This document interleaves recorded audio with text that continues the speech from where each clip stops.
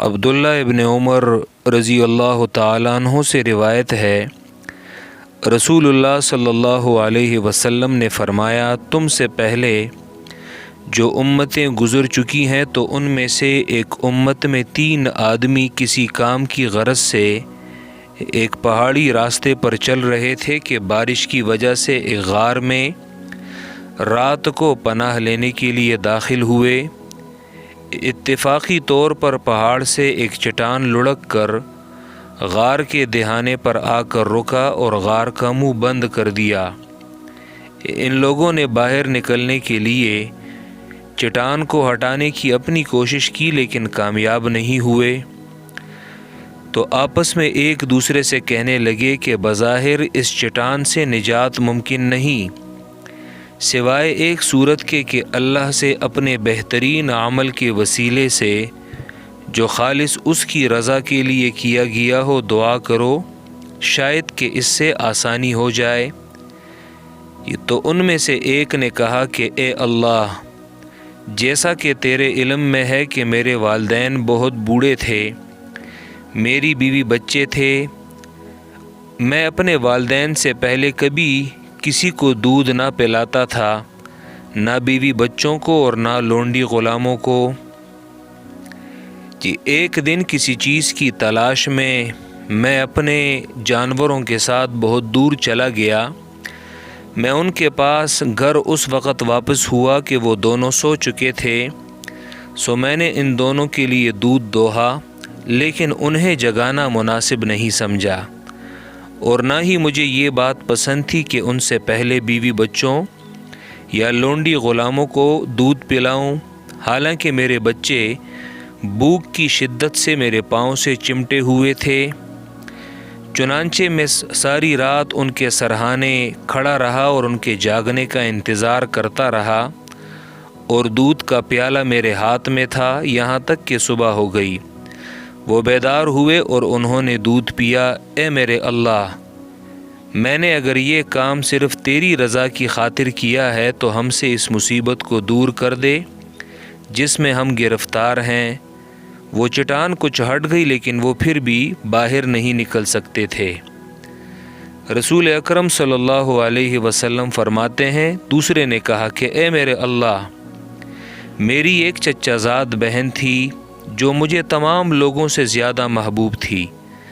میں نے اس سے اس کے نفس کا مطالبہ کیا لیکن وہ راضی نہ ہوئی، یہاں تک کہ ایک دن سخت ضرورت سے دوچار ہوئی اور وہ میرے پاس آئی۔ میں نے اسے 120 دینار اس شرط پر دیے کہ وہ میرے مطالبے کو پورا کرے۔ وہ راضی ہو گئی۔ جس وقت میں اپنے ارادے کو پورا کرنے پر قادر ہوا تو اس نے کہا کہ اے اللہ کے بندے، اللہ سے ڈرو اور جائز نکاح کے بغیر ایسی حرکت سے باز رہو۔ چنانچہ میں نے اس عمل کو گناہ سمجھا اور اس سے الگ ہوا، باوجود یہ کہ وہ مجھے تمام لوگوں میں سے زیادہ محبوب تھی۔ میں نے وہ پیسے، وہ سونا 120 دینار وہ چھوڑ دیے جو میں نے اسے دیے تھے۔ تو اے میرے اللہ، تیرے علم میں اگر میں نے یہ کام یعنی اس گناہ سے بچنا صرف تیری رضا کے لیے کیا ہے تو ہم سے اس مصیبت کو دور کر دے جس میں ہم مبتلا ہیں۔ چٹان کچھ مزید ہٹ گئی لیکن اب بھی وہ باہر نہیں نکل سکتے تھے۔ رسول اکرم صلی اللہ علیہ وسلم فرماتے ہیں، تیسرے آدمی نے کہا کہ اے میرے اللہ، میں نے چند مزدور کام پر لگائے تھے، شام کو جب میں انہیں مزدوری دے رہا تھا، سارے مزدوروں نے اپنی مزدوری وصول کی مگر ایک مزدور کسی بات پر ناراضگی کی وجہ سے اپنی مزدوری چھوڑ کر چلا گیا اور وہ مزدوری نہیں لی۔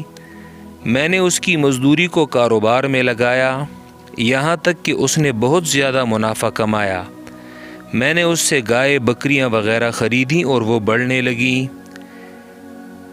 تو ایک مدت بعد وہ مزدور میرے پاس آیا اور کہا، اے اللہ کے بندے، مجھے میری اپنی وہ مزدوری دے دے۔ میں نے اس سے کہا کہ یہ سامنے اونٹ، گائے، بکریاں وغیرہ جو کچھ تو دیکھ رہا ہے یہ سب تیری ہیں۔ تو اس نے کہا، اے اللہ کے بندے، میرے ساتھ مذاق نہ کرو۔ میں نے کہا، میں تمہارے ساتھ مذاق نہیں کر رہا، چنانچہ وہ تمام مویشیوں کو ہانکتے ہوئے لے گیا اور اس میں سے کچھ بھی نہ چھوڑا، حالانکہ اگر میں چاہتا تو اسے صرف اس کی مزدوری دے سکتا تھا۔ تو اے میرے اللہ، میں نے اگر یہ کام صرف تیری رضا کی خاطر کیا تھا تو ہم سے اس مصیبت کو دور کر دے جس میں ہم مبتلا ہیں۔ چنانچہ وہ چٹان نیچے کی طرف لڑک کر وہ ہٹ گئی اور وہ لوگ باہر نکل کر اپنی منزل کی طرف روانہ ہوئے۔ اس حدیث سے مختلف مسائل اخذ کیے جاتے ہیں۔ ایک بات تو یہ معلوم ہوئی کہ سخت سے سخت آفت کے وقت اپنے نیک اعمال کو وسیلہ بنا کر اللہ سے دعا مانگنا مستحب ہے، جیسا کہ اللہ سے ان تینوں نے دعا کی ہے اور اللہ نے ان تینوں کی دعا قبول کی۔ دوسری بات یہ معلوم ہوئی کہ ماں باپ کے ساتھ حسن سلوک کرنا اور ان کو اپنے بال بچوں پر ترجیح دینا، ان کو کسی تکلیف و مشقت میں مبتلا کرنے سے اجتناب کرنا اور بہر صورت ان کے آرام و سکون کو مد نظر رکھنا بڑی فضیلت کی بات ہے۔ اس حدیث سے تیسری بات یہ معلوم ہوئی کہ جو شخص سو رہا ہو، خاص طور پر وہ شخص جو قابل احترام اور لائق تعظیم ہو، تو اس کو نیند سے اٹھانا مناسب نہیں ہے، ہاں علاوہ اس صورت کے جب کوئی فریضہ ضائع ہو رہا ہو، مثلا کسی سے نماز جو ہے وہ ضائع ہو رہی ہو۔ چوتھی بات یہ معلوم ہوئی کہ عفت، پاک دامنی، پارسائی اور انسانی نفس کو حرام امور سے باز رکھنا، خصوصاً اس صورت میں جب کسی طرح کی کوئی رکاوٹ بھی سامنے نہ ہو، بڑی فضیلت کی بات ہے۔ پانچویں بات یہ معلوم ہوئی کہ غیر کے مال میں تصرف مالک کی اجازت پر موقوف رہتا ہے، اگر مالک اجازت دے دیتا ہے تو وہ تصرف نافذ العمل قرار پایا جاتا ہے۔ چھٹی بات یہ معلوم ہوئی کہ ادائیگی امانت نہ صرف بہتر چیز ہے بلکہ انسان کو قرب الہی سے ہمکنار کرنے اور آفت اور مصیبت سے نجات دلانے کا باعث بھی ہے۔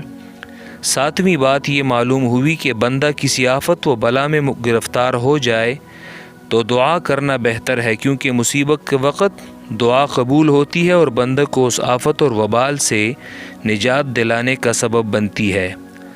اور آٹھویں بات یہ معلوم ہوئی کہ اللہ کے نیک صالح بندے جن کو اولیاء اللہ کہا جاتا ہے، ان کے ذریعے ایسی چیزوں کا ظاہر ہونا جو عام انسانی عادات کے خلاف ہو، یعنی خرق عادت ہو، اور جن کو کرامات کہا جاتا ہے، برحق ہے، لیکن اس کا صدور ان کے اختیار میں نہیں۔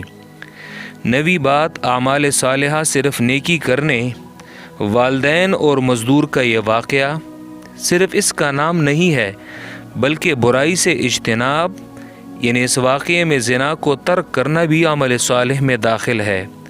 اور 10ویں بات اس روایت سے یہ معلوم ہوئی کہ عمل صالح کے لیے جو چیز ریڑھ کی ہڈی کی حیثیت رکھتی ہے وہ ہے اللہ کی رضا اور خوشنودی۔ تو اگر نیکی کا کوئی کام کیا جائے تو بھی اللہ کی رضا کے لیے، اور اگر برائی کا کام چھوڑا جائے تو بھی اللہ کی رضا کے لیے۔